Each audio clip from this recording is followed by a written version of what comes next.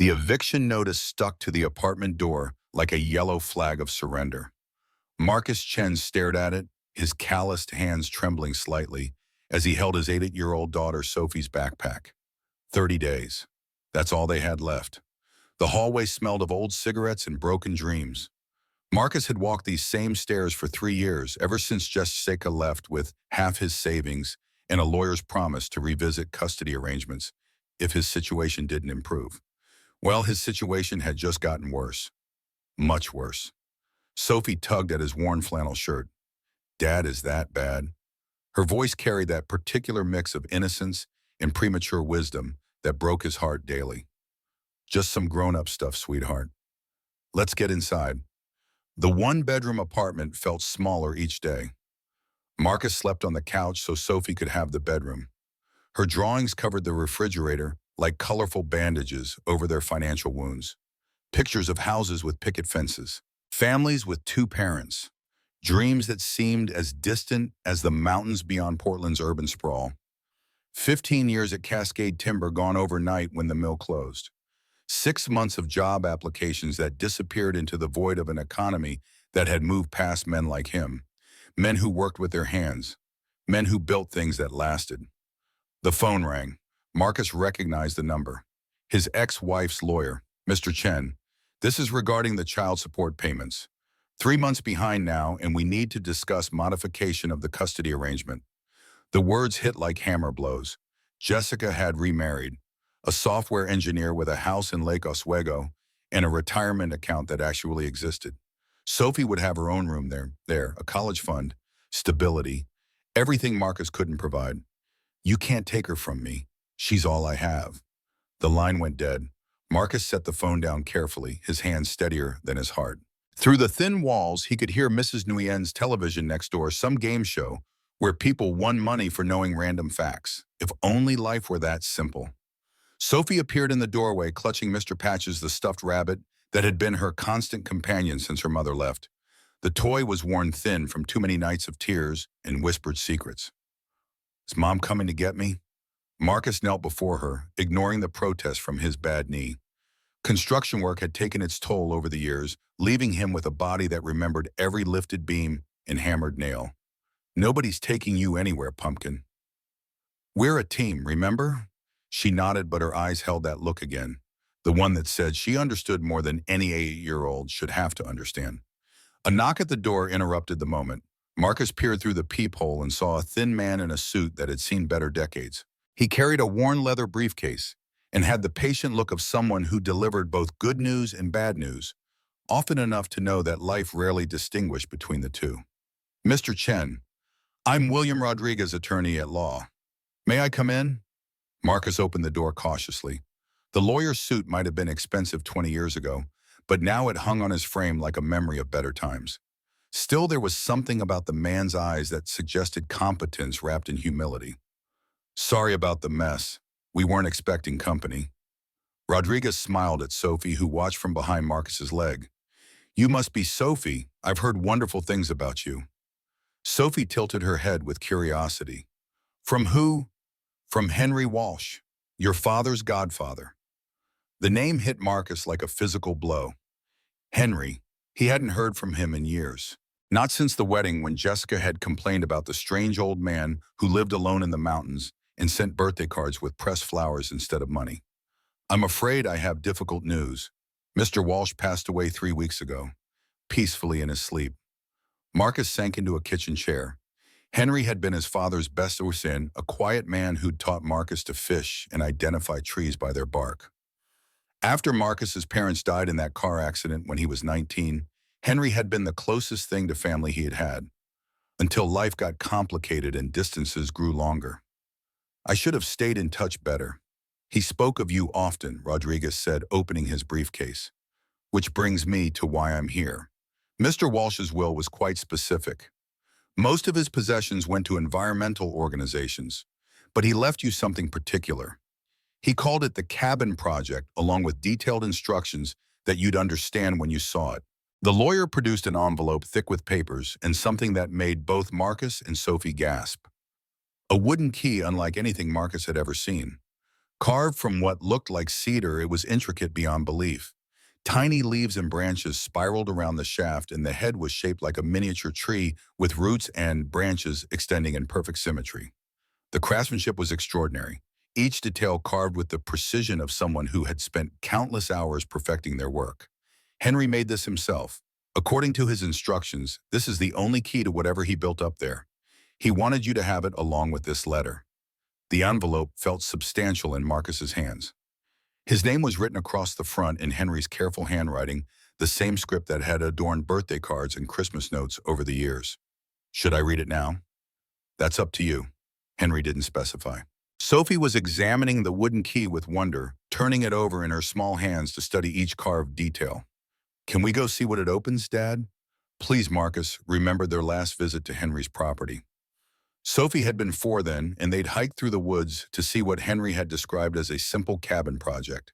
From what Marcus recalled, it had been basic shelter tucked among the Douglas firs, nothing particularly noteworthy. Henry had seemed almost protective of it then, as if he preferred his privacy intact. I suppose we should see what we've inherited. The words felt strange. Inherited. As if a simple cabin could matter when they were facing eviction and custody battles. Rodriguez closed his briefcase and stood. The property is about 20 miles east of the city off Forest Route 18. Henry's instructions were quite specific. He wanted you to discover everything for yourself. The old lawyer smiled. He said you'd understand when you saw it.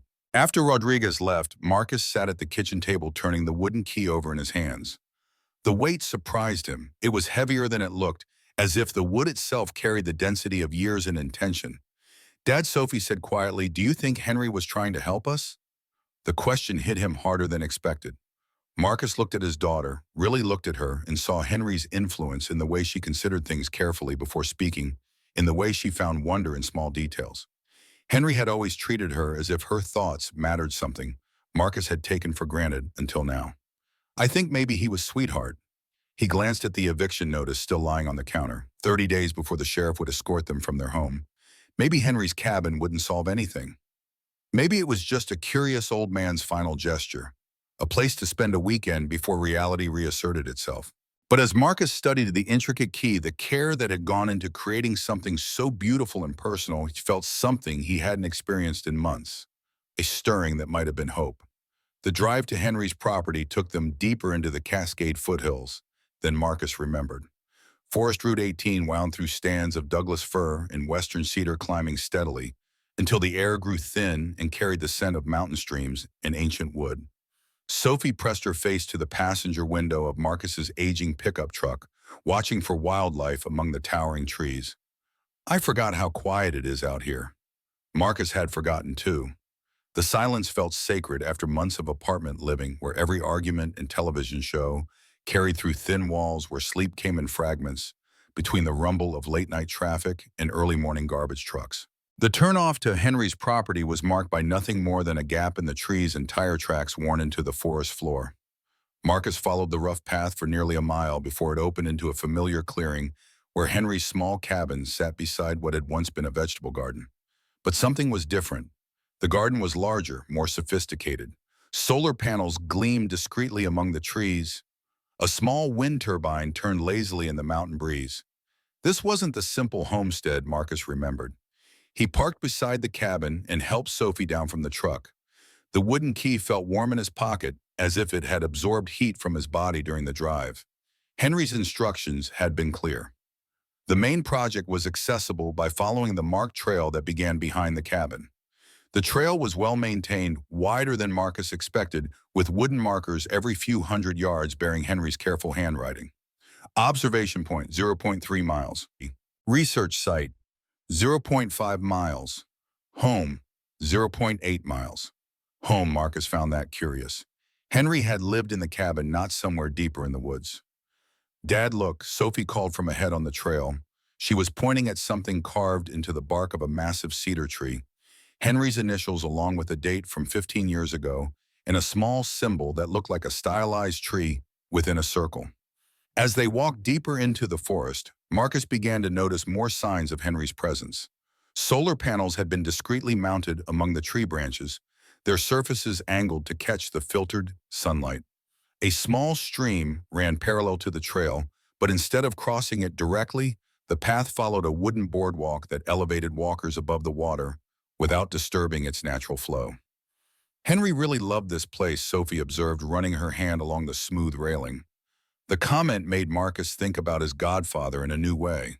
Henry had never married, never had children. This forest's careful preservation and improvement of wild space had been his way of nurturing something.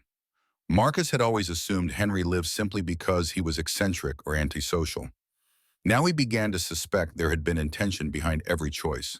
The trail curved around a massive boulder and suddenly opened into a grove that took Marcus's breath away. Ancient Douglas firs rose like cathedral columns, their trunks so vast it would take a dozen people holding hands to encircle one. The canopy stretched so high above that the sky seemed like a distant memory. And there, integrated seamlessly into the grove's natural architecture, was Henry's project. Well, Marcus stopped walking and stared. This was not the simple cabin he remembered from his last visit. What he was looking at defied every assumption he'd made about his godfather's lifestyle and capabilities. The structure seemed to grow from the forest itself, rising in multiple levels that followed the natural contours of the largest trees. Glass panels reflected the filtered sunlight, creating the impression that the building was both solid and translucent. Cedar and steel formed graceful curves that complemented, rather than competed with, the natural lines of the forest. "Oh my," Sophie whispered. Marcus walked closer, his neck craning to follow the structure upward. The building rose at least 4 stories into the canopy, with multiple levels connected by what appeared to be a spiraling walkway that wrapped around the massive tree trunks. At the base, a sophisticated entry system awaited them. The door was crafted from the same solder as the key, fitted with a lock mechanism unlike anything Marcus had ever seen. Instead of a traditional keyhole, there was an intricate wooden puzzle that seemed designed specifically for Henry's carved key. "Are you nervous, Dad?" Sophie asked. "A little," Marcus admitted. He was beginning to understand that whatever Henry had built here was far beyond a simple forest cabin. The wooden key slid into the mechanism with a satisfying click. Marcus turned it, expecting to hear the simple tumbler of a standard lock. Instead, the mechanism responded with a series of soft chimes like wind bells tuned to perfect harmony. The door swung open silently, revealing an interior that made Marcus's assumptions crumble entirely. The entry level was circular, following the curve of the tree trunks, with windows providing panoramic views of the forest. But it was the technology that stopped Marcus in his tracks. Embedded seamlessly into the wooden walls were displays showing what appeared to be environmental readings: temperature, humidity, wind speed, solar energy generation. A central console displayed a 3-dimensional map of the surrounding forest with various monitoring points marked in different colors. "Dad," Sophie said in a small voice, "I don't think this is just a cabin." Marcus was reaching the same conclusion. The craftsmanship was extraordinary, but more than that, the integration of technology and nature was unlike anything he'd seen. Whoever had designed and built this structure possessed knowledge and resources far beyond what Marcus had imagined Henry capable of. A spiral staircase led to the upper levels, crafted from the same cedar as the key and door. Each step was perfectly fitted, worn smooth but solid. As they climbed, Marcus noticed that the living wood of the trees had been preserved wherever possible. The structure embraced the forest rather than fighting it, accommodating natural growth patterns and seasonal movements. The second level contained what could only be described as a research laboratory. Workbenches lined the curved walls, equipped with tools and equipment Marcus couldn't identify. Glass-fronted cabinets displayed an array of devices and components, all organized with scientific precision. At the center of the room, a large display screen showed rotating images of what appeared to be technical blueprints. "Look at this, Dad," Sophie called from beside one of the workbenches. She was examining a device about the size of a shoebox covered in solar panels and connected to what looked like water filtration equipment. A small placard beside it read, "Portable Water Purification System, Prototype 7. Marcus moved closer to examine the device. The engineering was elegant, with clean lines and an efficiency of design that spoke of countless hours of refinement. This wasn't the work of a hobbyist or weekend tinkerer. This was advanced environmental technology. The third level took their breath away entirely. It was clearly Henry's living space, but unlike any home Marcus had ever seen. The room was circular, with floor-to-ceiling windows providing a 360-degree view of the forest canopy. Furniture was built into the structure itself, a bed that folded into the wall, a kitchen area with appliances that seemed to run entirely on renewable energy, a sitting area with chairs carved from single pieces of wood. But it was the fourth level that made Marcus understand the true scope of what they had inherited. The top level was an observation deck open to the sky, but protected by a retractable glass dome. As they emerged onto the platform, Marcus realized they were standing level with the crowns of the surrounding trees, looking out over a forest canopy that stretched to the mountains beyond. The silence was profound, broken only by the whisper of wind through the highest branches. Dad, Sophie said, pointing to the solar array that crowned the structure. How much do you think all this cost? Marcus had been wondering the same thing. The building represented an investment that had to be in the hundreds of thousands of dollars, possibly more. The technology alone was worth more than Marcus had made in several years at the lumber mill. I don't know, sweetheart. A lot. They stood together on the observation deck, father and daughter, trying to process what they had discovered. Marcus felt as if he was seeing his godfather for the first time, understanding that Henry's simple lifestyle had been a choice rather than a limitation. The man who had seemed content with a small cabin and a vegetable garden had actually been living and working in a technological marvel. A soft chime drew their attention to a panel Marcus hadn't noticed before. A message was scrolling across a small screen. Welcome, Marcus and Sophie.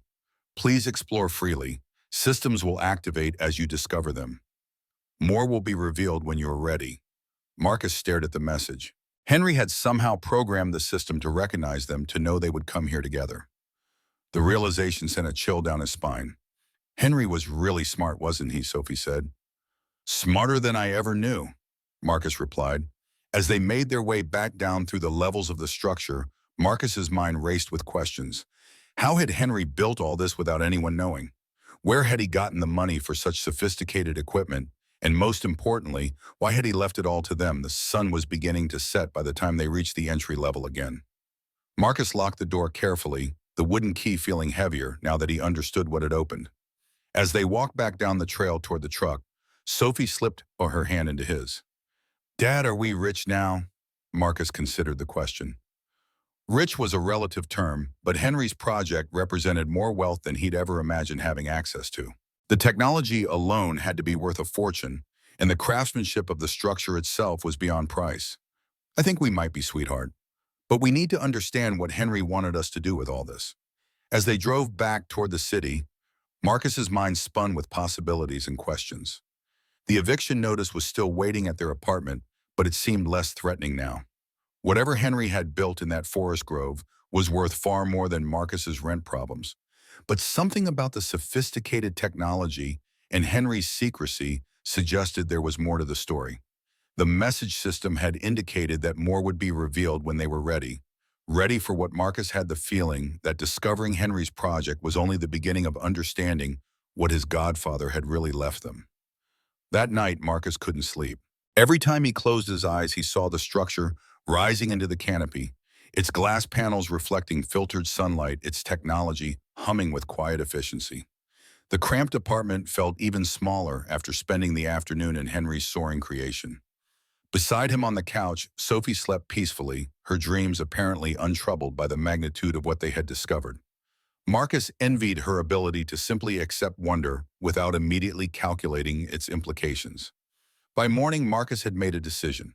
They would return to Henry's project, and this time they would explore more systematically.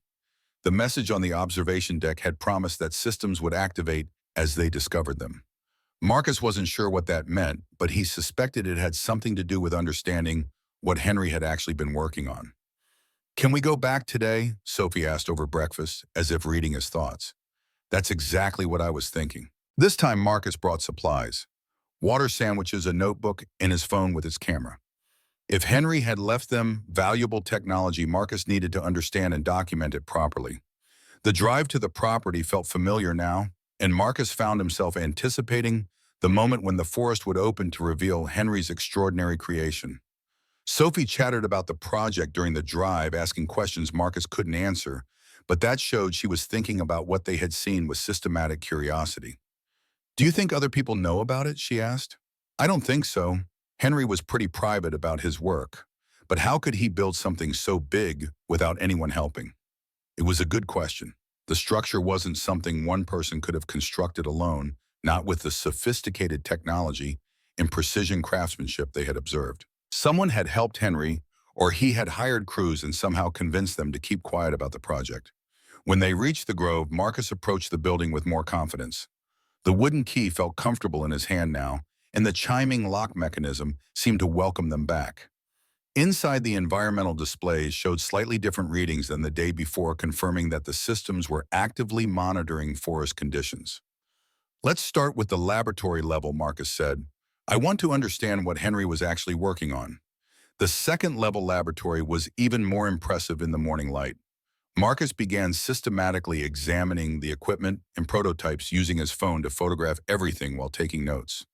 The water purification device Sophie had found was just one of dozens of innovations displayed throughout the space. On one workbench, Marcus discovered prototypes for what appeared to be ultra-efficient solar cells, their surfaces covered with a material that seemed to absorb and concentrate even the filtered light that made it through the forest canopy. Another bench held components for wind generators, designed to operate in the gentle air currents of the forest understory. But it was when Marcus discovered Henry's filing system that the true scope of his godfather's work became clear. The files were organized in cedar cabinets that matched the building's construction, each drawer labeled with precise handwriting. Marcus pulled open a drawer labeled Water Systems and found himself looking at detailed blueprints for the purification devices, along with technical specifications, test results, and something that made his heart skip: patent applications. Marcus stared at the official documents, trying to process what he was seeing. Henry hadn't just been tinkering with environmental technology. He had been developing patentable innovations with commercial potential. "Dad, look at this," Sophie called from across the laboratory. She was standing beside a large display screen that had activated when she approached. The screen showed a three-dimensional rotating image of what appeared to be at a house, but not like any house Marcus had ever seen. The structure seemed to grow from the landscape, its walls curving organically, its surfaces covered with vegetation. Text scrolled beside the image: "Integrated Living System, Prototype Housing for Climate Resilience." Marcus joined Sophie at the display. Using touch controls that responded intuitively, he was able to rotate the image and zoom in on different sections of the design. What he saw was breathtaking: a completely self-sufficient dwelling that generated its own power, purified its own water, grew its own food, and integrated so completely with the natural environment that it almost disappeared into the landscape. "This is what Henry was really working on," Marcus said, his voice filled with wonder. He wasn't just building a forest laboratory. He was designing the future. Marcus spent the next hour exploring the display system, discovering that it contained dozens of innovative designs: solar collectors that looked like leaves, wind generators disguised as trees, water systems that mimicked natural stream flow, food production systems that worked with rather than against natural ecosystems.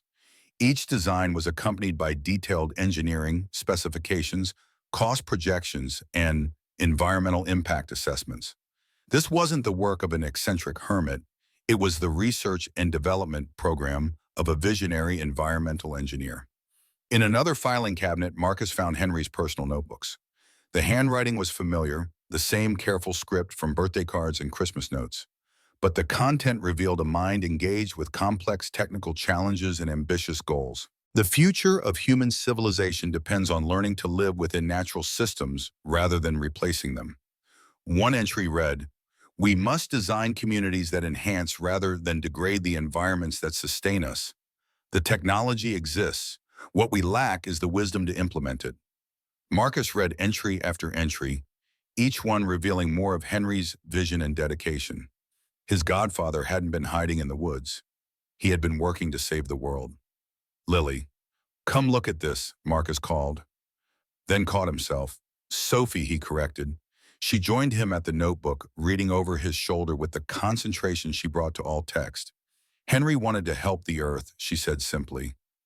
"I think he did more than want to help," Marcus replied. "I think he figured out how." As they continued exploring the laboratory, Marcus began to understand that they had inherited more than a building or even advanced technology. They had inherited a mission. Henry had spent years, possibly decades, developing the solutions to environmental challenges that were becoming more urgent every year. The building itself was proof of concept demonstrating that sophisticated human habitation could exist in harmony with natural systems. The question was, what did Henry expect them to do with this inheritance? Marcus found part of the answer in a folder labeled Implementation Strategy. The documents inside outlined plans for sharing Henry's innovations with the world, but not through traditional commercial channels. Instead, Henry had envisioned a foundation that would freely distribute the technology to communities that needed it most. The goal is not profit, but proliferation, one document explained. These technologies must reach the people in places where they can do the most good, regardless of their ability to pay. Marcus sat back in Henry's chair, trying to process the implications. His godfather had left them not just wealth, but responsibility. The building and its technology represented years of work toward a goal that was larger than personal success or financial security. Dad, Sophie said quietly, "Do you think we're supposed to continue Henry's work?" Marcus looked at his daughter, seeing Henry's influence in the thoughtful way she considered complex questions. "I think maybe we are, sweetheart, but I'm not sure we're qualified for something this important." "Henry must have thought we were," she replied, with the simple logic of childhood. "Otherwise, he wouldn't have left it to us." As afternoon shadows began to lengthen across the laboratory, Marcus made copies of the most important documents and files. He needed time to study and understand what Henry had really been working on, and he needed to understand who else might know about Henry's innovations. In a file labeled Correspondence, Marcus found letters and emails that made his blood run cold. Companies were indeed interested in Henry's work, very interested. Environmental technology firms, energy corporations, and government agencies had all attempted to contact Henry over the years. Some offered to buy his patents. Others threatened legal action if he didn't share his research. The most recent letter was dated just 2 months before Henry's death. It was from a company called Nexus Corporation, and the tone was distinctly threatening. "Mr. Walshett read our patience with your refusal to cooperate is wearing thin. The technologies you have developed represent significant commercial opportunities that could benefit millions of people. Your selfish hoarding of these innovations borders on criminal negligence. We strongly advise you to reconsider our generous offer before we are forced to pursue other options."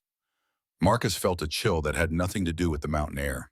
If companies like Nexus Corporation knew about Henry's work, they would soon know about the inheritance. And if they had been threatening Henry, they might not hesitate to pressure Marcus as well. "Dad, you look worried," Sophie observed. "I think we might have inherited more than just a laboratory and some technology," Marcus said carefully. "I think we might have inherited some problems too." As they locked up the building and walked back toward the truck, Marcus's mind was racing with new concerns. Henry's work was valuable, potentially worth millions of dollars, but that value came with risks. Companies and organizations that wanted access to the technology might not respect Marcus's right to control how it was used. The drive back to the city was quiet, both of them lost in thought. Marcus was beginning to understand that Henry's project represented not just an answer to their financial problems, but a choice about what kind of future they wanted to help create. By the time they reached their apartment, Marcus had made another decision. Tomorrow he would begin researching Nexus Corporation and the other companies that had contacted Henry. If they were going to inherit Henry's mission, they needed to understand what they were up against. The eviction notice was still taped to their door, but now it seemed like the least of their worries. The next morning brought a phone call that changed everything. Marcus was reviewing Henry's technical documents when his cell phone rang. The number was unlisted, but something made him answer. "Mr. Chen, this is David Park. I was Henry Walsh's attorney. We need to meet immediately. There are things about Henry's death that you need to know." Marcus felt a chill run down his spine. "What kind of things?" "The kind that suggest Henry didn't die of natural causes. Can you meet me at the coffee shop on Pine Street in an hour? And Mr. Chen, don't discuss this with anyone else yet." An hour later, Marcus sat across from a Korean-American man in his 50s, his face grave with concern. David Park had the careful manner of someone who'd spent decades handling sensitive legal matters. "Henry came to see me 3 weeks before he died," Park began without preamble. He was convinced someone was trying to kill him, specifically someone from Nexus Corporation. Marcus nearly choked on his coffee. "That's impossible. Henry lived alone in the mountains. He barely had contact with anyone." Park slid a manila folder across the table. "Henry had been receiving threats for over 2 years. Phone calls, letters, surveillance teams following him when he came into town. Nexus wanted his environmental technologies, and they weren't taking no for an answer. Marcus opened the folder and found photographs. Henry talking to a man in a business suit outside a hardware store. Henry's cabin with black SUVs parked nearby. A telephoto shot of Henry working in his laboratory taken through the trees from a considerable distance. They'd been watching him for years, Park continued. Henry documented everything. Every threat, every approach, every attempt to pressure him into selling his patents. He was terrified, but he refused to give in. Why didn't he go to the police? He tried, but Nexus is a subsidiary of Global Resource Innovations. They have contacts in law enforcement, government agencies, regulatory bodies. Henry's complaints disappeared into bureaucratic black holes. Park pulled out another document, a coroner's report. Henry had died of what appeared to be a heart attack, but the toxicology screen had shown traces of a rare South American plant extract, barely detectable but enough to trigger cardiac arrest in someone with Henry's pre-existing condition. They murdered him, Marcus said quietly. I believe so, and now they're coming for you. As if summoned by Park's words, Marcus's phone buzzed with a text from an unknown number. Mr. Chen, this is Victoria Sterling from Nexus Corporation. We need to discuss your recent inheritance. I'll be at your apartment in 30 minutes. Park's face went pale. They work fast. Henry said they had informants in the probate office, people who monitor inheritance filings for anything involving environmental patents. What do I do? You listen to what she has to say. But remember, these people killed your godfather. They won't hesitate to threaten you or Sophie if they think it will work. 20 minutes later, Marcus was back at his apartment when the sleek black sedan pulled up outside. Through the window, he watched a woman in an expensive suit emerge, her movements precise and predatory. The knock came exactly 3 minutes later. 3 measured raps that somehow conveyed both authority and threat. Marcus opened the door to find a woman in her early 40s, perfectly composed and radiating controlled menace. Her dark hair was pulled back severely, and her smile was professionally warm, but cold around the eyes. Mr. Chen, I'm Victoria Sterling, CEO of Nexus Corporation. I believe you've recently inherited some property that belonged to Henry Walsh. Marcus kept his expression neutral, though his heart hammered against his ribs. How did you find me so quickly? We've been monitoring this situation for some time. May I come in? I think you'll find our conversation beneficial to your current circumstances. She gestured subtly toward the eviction notice still taped to his door. Marcus realized they had been watching him long before Henry died. Probably knew about his financial problems, his custody issues, everything they could use as leverage. What do you want to offer you a solution to all your problems? She stepped into the apartment without waiting for permission, her eyes cataloging every detail. The threadbare furniture, Sophie's drawings on the refrigerator, the bills stacked on the kitchen table. Sophie appeared in the bedroom doorway, studying the stranger with frank curiosity. Victoria's expression shifted almost imperceptibly when she saw the child. You must be Sophie. I have a daughter about your age. She loves science projects. The comment sent alarm bells ringing in Marcus's head. How could this woman know about Sophie's interests unless she'd been watching them for some time? What kind of solution, Marcus asked, positioning himself between Victoria and Sophie. Victoria opened her briefcase and withdrew a leather portfolio. Inside, Marcus glimpsed documents with his name already filled in. They'd come prepared for his signature. $25 million, cash transfer available immediately. The number hit him like a physical blow. More money than he could spend in several lifetimes. Enough to secure Sophie's future, eliminate their financial worries forever. For a moment, Marcus allowed himself to imagine it. A real house with a yard. Sophie's own room, decorated however she wanted. College paid for, graduate school, a life without the constant anxiety of unpaid bills. The technologies Henry developed have tremendous potential. Victoria continued, reading his hesitation correctly. But they need proper development, manufacturing capabilities, distribution networks. Nexus can provide all of that. And if I refuse, Victoria's smile grew colder. Intellectual property law can be quite complex, Mr. Chen. Questions often arise about whether deceased inventors actually held clear title to their work. Former employers sometimes have legitimate claims on innovations developed by their ex-employees. Henry never worked for Nexus. No, but he worked for other companies over the years. Government contractors, defense departments. These relationships can create complicated ownership issues. Is that a threat? It's a reality check.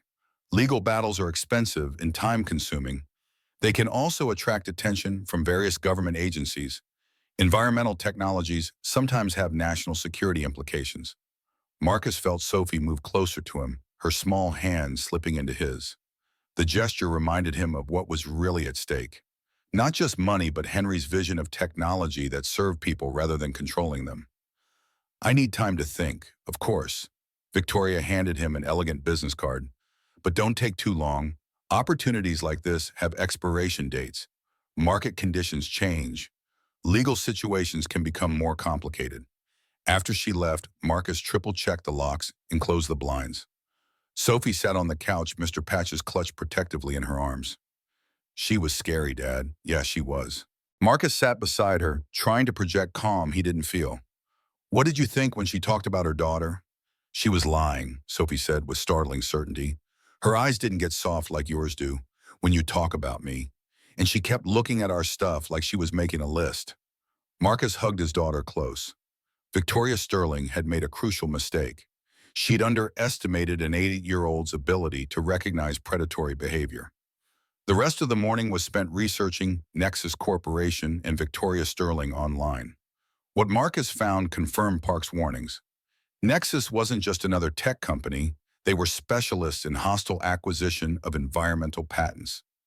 Their business model was elegant and ruthless. Identify promising innovations, acquire them through financial or legal pressure, then either develop them for maximum profit or suppress them entirely. Environmental groups accused them of purchasing clean energy patents only to shelve them when they competed with parent company interests. Water purification technologies had disappeared into corporate vaults. Solar innovations had been tied up in patent disputes for decades.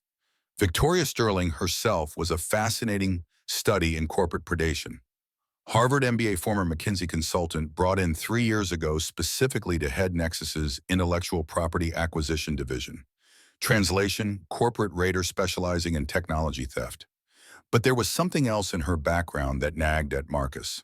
Born in Oregon, adopted at age 6 from the state foster system, no record of biological parents. The timing would be about right for her to be Henry's daughter if he'd had a child in his 20s and given her up for adoption. It would explain her obsessive interest in his work, her personal involvement in what should have been a routine corporate acquisition. Marcus was still processing this possibility when his phone rang. Jessica calling from work. Marcus, I need to tell you something. A woman came to my office yesterday asking questions about Sophie. Professional-looking, expensive suit. She said she was from a private investigation firm, something about updating custody evaluation records. What kind of questions about Sophie's living situation? Her educational needs, your financial stability. I told her to contact my lawyer if she had legitimate business, but she seemed to already know everything anyway. Marcus felt cold fury building in his chest. They were investigating his family, building a case to use his daughter as leverage. Jess, I need you to take Sophie for a few days. There are some people trying to pressure me about Henry's inheritance, and I don't want her caught in the middle. How dangerous are we talking? Dangerous enough that I'm not taking any chances. That afternoon, Marcus drove Sophie to Jessica's house in Lake Oswego. The suburban neighborhood felt like a different world from their cramped apartment, all manicured lawns and 2-car garages. I don't want to leave you alone with the scary lady, Sophie said as they pulled into Jessica's driveway. You're not leaving me alone, Pumpkin. You're helping me by staying somewhere safe while I figure out how to handle this. Sophie studied his face with that particular mixture of wisdom and concern that sometimes made Marcus forget she was only 8 years old. Promise you won't let them take Henry's inventions away from the people who need them. I promise. That evening, Marcus returned to Henry's laboratory for the first time since discovering Victoria's threats. The building felt different now, not just a marvel of engineering, but a fortress containing something valuable enough to kill for. He spent hours reading through Henry's files looking for clues about his relationship with Victoria Sterling. What he found was a folder labeled Personal VS, hidden behind technical specifications. Inside were newspaper clippings tracking Victoria's career school records, even photographs taken from a distance of a young woman who could only be his daughter. Henry had been watching her for years, proud of her accomplishments, but apparently unable or unwilling to make contact. The final document in the folder was a letter addressed to Victoria dated just 1 week before Henry's death. It had never been sent. "My dearest daughter," it began, "I know you hate me for abandoning you, and you have every right to that hatred. But I need you to understand that giving you up was the most difficult decision I ever made. Your mother was dying, and I was a young man with no idea how to raise a child alone. I thought you deserved better than what I could provide. I've watched your career with tremendous pride. You're brilliant, driven, everything I hoped you would become. But I fear that brilliance has been turned toward destructive purposes. The work you're doing at Nexus, the patents you're acquiring and suppressing, this isn't progress. It's the opposite of everything I've spent my life working toward. The technologies I've developed were meant to help people, especially those who can't afford corporate solutions. Water purification for refugee camps, solar power for remote villages, sustainable housing for disaster victims. These innovations could change millions of lives if they were freely available. I'm leaving everything to Marcus Chen, not because I don't love you, but because I trust him to honor the true purpose of the work. He has integrity you have perhaps forgotten in your corporate climb. If you're reading this, it means I'm gone, and you're trying to claim what you think is rightfully yours. But I have one final request. Meet Marcus. Talk to him. Understand what this technology could mean for the world if it's used correctly. You're my daughter, and despite everything, I believe you still have the capacity for good that I saw when you were small. With all my love and hope for your redemption, Henry." Marcus sat back, stunned by the implications. Victoria Sterling wasn't just a corporate raider trying to steal valuable patents. She was Henry's abandoned daughter, driven by decades of resentment and a twisted desire to claim what she saw as her birthright. The next morning brought the corporate assault Marcus had been expecting. He was at the facility early, documenting Henry's work when the perimeter alarms activated. Multiple vehicles were approaching through the forest, not on the main road, but through unmarked access points. Marcus switched to the security cameras and counted 8 black SUVs converging on the laboratory. Professional-grade vehicles with tinted windows and tactical teams emerging in coordinated formation. The lead vehicle stopped just outside sensor range, and Victoria Sterling stepped out, now dressed in military-style clothing instead of her business suit. She was accompanied by men carrying electronic equipment and legal documents. The leader activated a bullhorn. "This is a lawful enforcement action. We have federal court orders authorizing the seizure of disputed intellectual property. Anyone inside the building has 5 minutes to exit peacefully." Marcus activated the facility's communication system, Henry's voice echoing through external speakers from recordings made years or earlier. "This facility contains environmental technologies intended for the benefit of all humanity. Any attempt to claim private ownership violates the fundamental principles of scientific progress. You have 60 seconds to withdraw from the premises." Victoria's response was immediate and personal. She approached the building's entrance and spoke directly into the cameras. "Henry Walsh is dead, and his naive idealism died with him.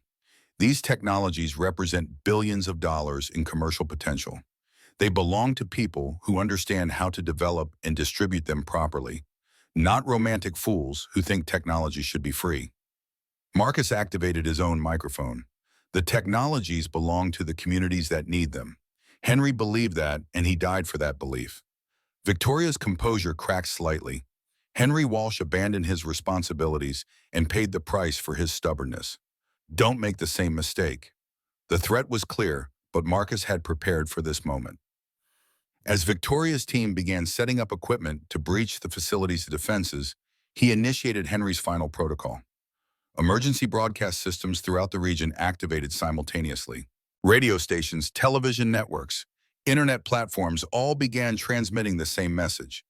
Henry's voice recorded weeks before his death, explaining his work and the corporate forces trying to suppress it.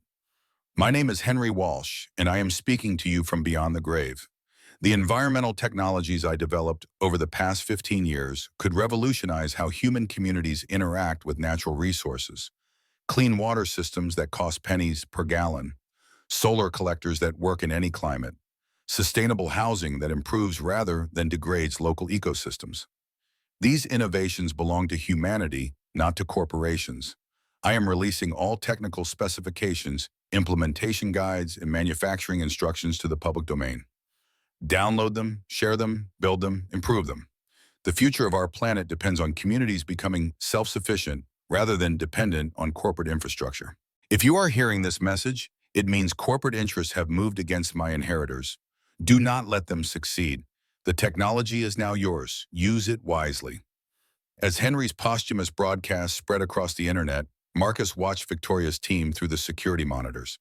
They were receiving urgent calls, their coordinated assault dissolving into confusion as their corporate masters realized the situation had spiraled beyond their control. Victoria herself stood motionless beside the building's entrance, her face cycling through emotions Marcus could only imagine. Rage at Henry's final victory, frustration at her own failure, and perhaps buried beneath years of resentment, something that might have been grief for the father she'd never really known. The siege ended not with violence, but with withdrawal. Corporate lawyers were screaming into phones about damage control. Government agencies were distancing themselves from what was clearly an unauthorized operation. Media outlets were picking up the story faster than Nexus could suppress it. By evening, Henry's technologies were trending worldwide. Engineering students were building prototypes. Humanitarian organizations were planning implementations. Communities in water-scarce regions were organizing construction projects. Victoria Sterling's black SUVs disappeared into the forest carrying her failed corporate army back to whatever boardrooms had spawned this assault. But Marcus knew this wasn't over. Henry's victory was only the beginning of a larger battle for the soul of human innovation. As darkness fell over the laboratory, Marcus finally allowed himself to feel the weight of what had been accomplished. Henry's vision would live on not as corporate property, but as humanity's shared inheritance. The technologies that could change the world were finally free, but tomorrow would bring new challenges. Victoria Sterling wasn't the type to accept defeat gracefully. She would regroup, adapt, find new angles of attack. The battle for Henry's legacy was won, but the war for the future of environmental technology was just beginning. Marcus locked up the facility and headed back to town planning his next moves. Sophie would be safe with Jessica for now. The immediate crisis had passed. But Victoria Sterling was still out there nursing her wounded pride and planning her next assault. And somewhere in the darkness between corporate boardrooms and humanitarian dreams, the future of human civilization hung in the balance. 3 weeks after Henry's broadcast transformed the global conversation about environmental technology, Marcus found himself in an unexpected position. The cramped apartment was gone, replaced by a modest house near Henry's laboratory. Sophie was enrolled in a progressive school that encouraged her scientific interests. The eviction notice was a distant memory. But the real changes ran deeper than financial security. Communities worldwide had embraced Henry's open-source technologies with remarkable speed. A village in Bangladesh was purifying water for 10,000 people using equipment built from local materials. Solar installations based on Henry's designs were powering schools across sub-Saharan Africa. Sustainable housing projects had broken ground on 3 continents. The corporate response had been swift and vicious. Nexus and its parent company faced congressional investigations, shareholder lawsuits, and public relations disasters. Victoria Sterling had disappeared from public view entirely after a particularly damaging interview where she'd been unable to explain why her company opposed freely available clean water technology. Marcus was reviewing implementation reports when his secure phone rang. David Park's voice carried an urgency he hadn't heard since their first meeting. "Marcus, we have a problem. Victoria Sterling has surfaced, and she's not backing down. She's filed a wrongful death lawsuit claiming Henry's broadcast system was pre-programmed to activate, regardless of circumstances, painting him as mentally unstable." That's ridiculous. The broadcast was triggered by the corporate raid.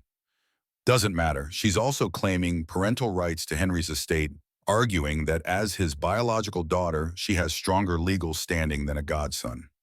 My sources say she has DNA evidence. Marcus felt the familiar chill of impending crisis. How strong is her case? Legally weak but expensive to fight. More concerning is what she's doing outside the courtroom. Industrial accidents at facilities implementing Henry's designs. Supply chain disruptions for key components. Her network is trying to sabotage the technology rollout by making it appear unreliable or dangerous.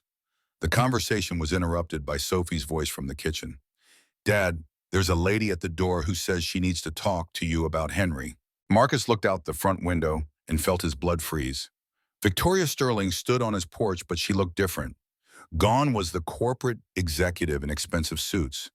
This woman wore simple jeans and a sweater, her hair loose around her shoulders. She looked younger, more vulnerable, and infinitely more dangerous. "I'll call you back," Marcus told Park, ending the call. He opened the door cautiously, every muscle tense for confrontation. But Victoria's first words caught him completely off guard. "I came to apologize." Her voice was different too, softer without the predatory edge he remembered. But her eyes held the same intelligence, the same calculating awareness that had made her such a formidable opponent. "For what? For trying to steal my father's work, for threatening your family, for being exactly the kind of corporate monster he spent his life fighting against." Sophie appeared beside Marcus, studying Victoria with frank curiosity. "You're the scary lady from before, but you don't look scary now." Victoria's composure cracked slightly. "I've been told I can be quite frightening when I want something, but I'm hoping we can talk without any threats or intimidation." "What do you want to talk about, my father?" Victoria's voice caught on the word. "The man I've spent the last 20 years hating for abandoning me and the last 3 weeks learning to understand." Marcus studied her face, looking for signs of deception. But what he saw was something he hadn't expected from Victoria Sterling. Grief. Raw, unprocessed grief for a father she'd never really known. "Come in, but Sophie stays where I can see her." Victoria nodded, stepping into the modest living room. She looked around with genuine interest, noting Sophie's science projects on the coffee table, the technical journals stacked beside Marcus's chair. "This is nice, peaceful, very different from the penthouse I've been living in." Sophie perched on the arm of Marcus's chair, ready to flee if necessary, but clearly fascinated by this transformed version of the woman who had terrified her weeks earlier. "You said you've been learning about Henry. What did you find out?" Victoria reached into her purse and withdrew a thick folder. Inside were the contents of Henry's personal files, the ones Marcus had discovered weeks earlier. "I hired investigators to find every trace of Henry Walsh's life. I wanted ammunition for the lawsuit evidence of mental instability or questionable decisions. Instead, I found this." She pulled out a photograph. A young man in his 20s holding a baby, both of them squinting into bright sunlight. The man was unmistakably a younger version of Henry. "That's me. I'm 6 months old there. The only picture I have of us together."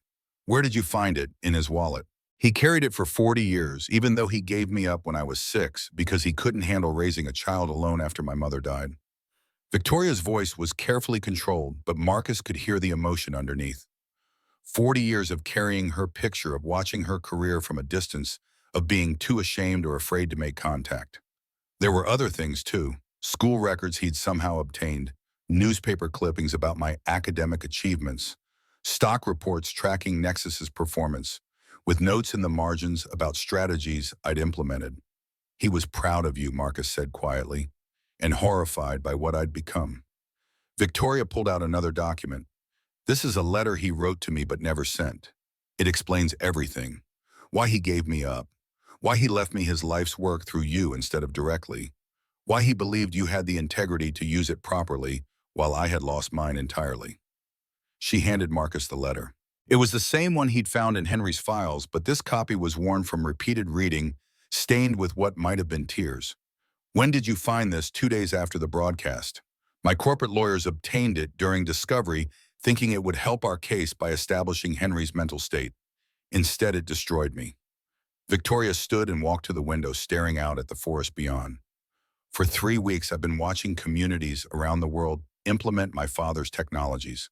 Clean water for refugee camps, solar power for isolated villages, housing for disaster victims." She turned back to face Marcus and Sophie. "I've spent my entire career suppressing innovations like these, buying patents and locking them away, ensuring that only profitable solutions reach the market. I became everything my father spent his life fighting against." Sophie spoke up, her young voice cutting through the adult complexity. "Why did you do that if it made people not have clean water?" "Because I was angry." Victoria looked directly at her. "Angry at my father for abandoning me. Angry at the world for being unfair. I thought that if I could become powerful enough, successful enough, I could prove that giving me up had been a mistake. But that's not how anger works, is it? Sophie said with startling wisdom. It just makes you hurt other people. No, it's not. And I hurt a lot of people, including you and your father. Victoria returned to her chair and pulled out more documents. Which brings me to why I'm really here. Nexus Corporation no longer exists as of yesterday.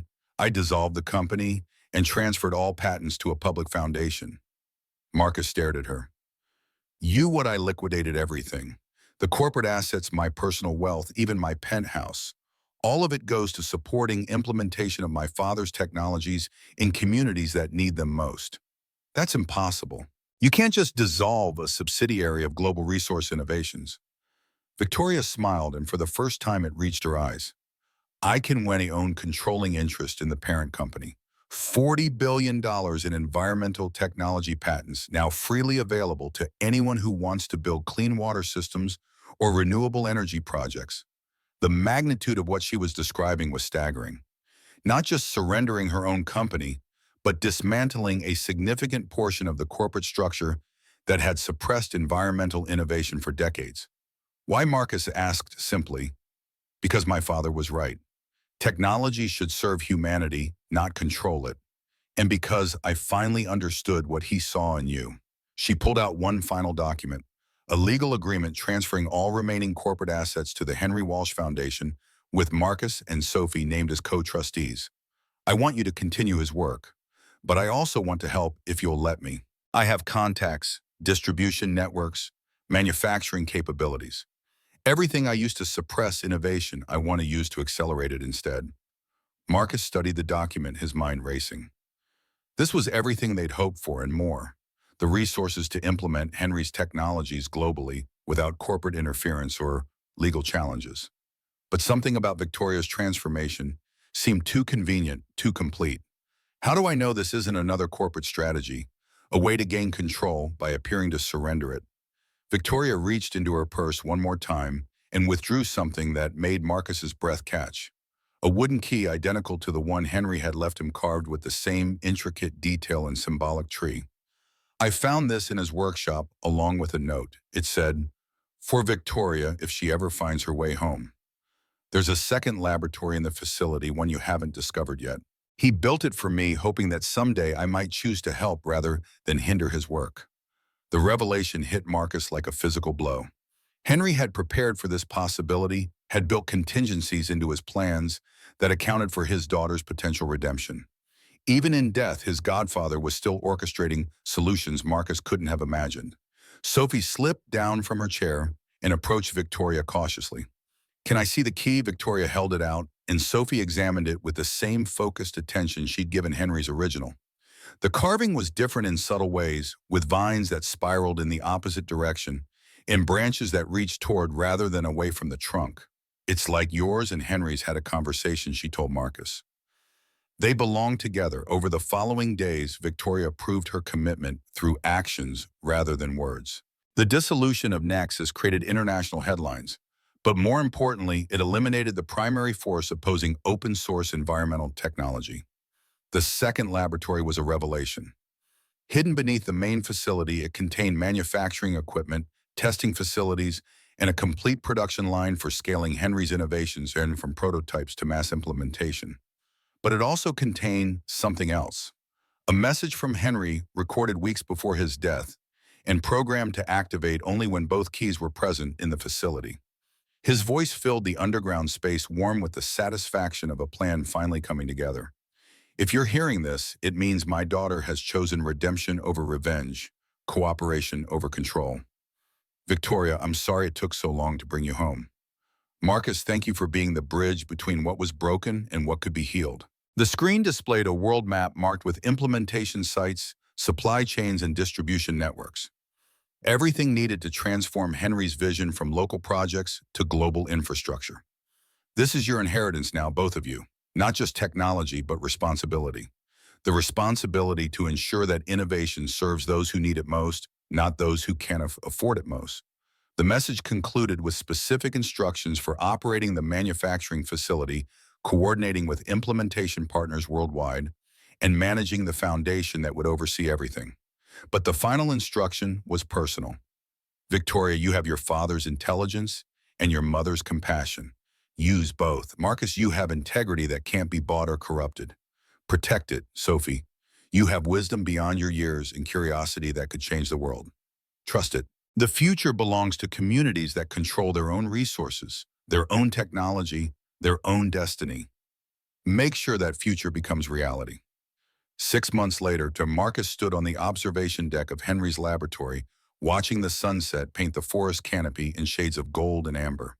The facility had become the headquarters of a movement that was transforming how the world thought about technology and community. Sophie was below in the education center, leading a video conference with students in 12 countries who were building their own water purification systems. At 9 years old, she had become something she'd never expected a teacher. Victoria worked tirelessly from the manufacturing facility, coordinating production and distribution of components needed for implementations worldwide. The corporate executive had been replaced by something Henry would have recognized: an engineer dedicated to solving problems rather than maximizing profits. The numbers told a story of their success. Over 2 million people now had access to clean water through Henry's systems. Renewable energy projects powered by his designs served communities on 6 continents. Sustainable housing developments were rising in regions devastated by climate disasters. But the real victory was harder to quantify. The shift in consciousness, the growing recognition that technology could serve humanity rather than controlling it, the understanding that innovation belonged to communities, not corporations. Marcus's phone buzzed with a message from a village in Kenya where one of the first water systems had been installed. A photo showed children playing in clean streams, their laughter transmitted across thousands of miles and cultural differences. The message was simple: thank you. 2 words that carried the weight of Henry's vision finally made real. Technology as liberation rather than control, innovation as service rather than profit, community as the ultimate goal rather than corporate dominance. Sophie appeared on the deck carrying her evening cup of hot chocolate and Mr. Patches, who had weathered the transitions with remarkable adaptability. Dad, I've been thinking about something. What's that, sweetheart? Do you think Henry knew this would happen? That Victoria would change her mind and help us? Marcus considered the question, thinking about his godfather's careful planning, his contingencies within contingencies, his faith in human nature's capacity for redemption. I think Henry understood people better than they understood themselves. He saw potential in Victoria that she couldn't see. He saw strength in me that I didn't know I had. And he saw wisdom in you that's only just beginning to show itself.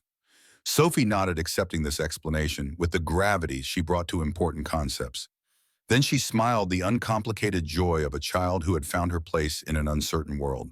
I'm glad we're helping people have clean water and electricity. Henry would be happy. Yes, Marcus agreed, looking out over the forest that had sheltered his godfather's dreams and now hosted their realization. I think he would be very happy indeed. In the manufacturing facility below Victoria, Sterling worked late into the night coordinating shipments to communities that would wake up tomorrow with access to technologies that could change their lives forever. She had found something she'd never expected in her corporate climb purpose that extended beyond profit margins and quarterly reports. The scared 6-year-old who had been abandoned by a father too young and overwhelmed to raise her alone had finally found her way home. Not to the man who had given her up, but to the mission he had devoted his life to serving.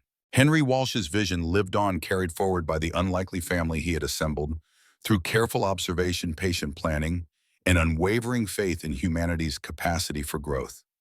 A laid-off carpenter who had discovered reservoirs of integrity and leadership. A corporate raider who had remembered the compassion buried beneath years of anger and ambition. And a 9-year-old girl whose wisdom and curiosity were already inspiring the next generation of innovators. The inheritance protocol was complete. Technology had been liberated. Communities were empowered. And somewhere in the space between corporate boardrooms and humanitarian dreams, a better future was taking root. The wooden key symbols of access and responsibility hung together in Henry's workshop. 2 pieces of carved cedar that had brought together everything their creator had hoped for: innovation in service of humanity, power used to lift up rather than control, and love that transcended the mistakes and misunderstandings that had separated a father from his daughter for too many years. The future belonged to communities now, and the future looked bright.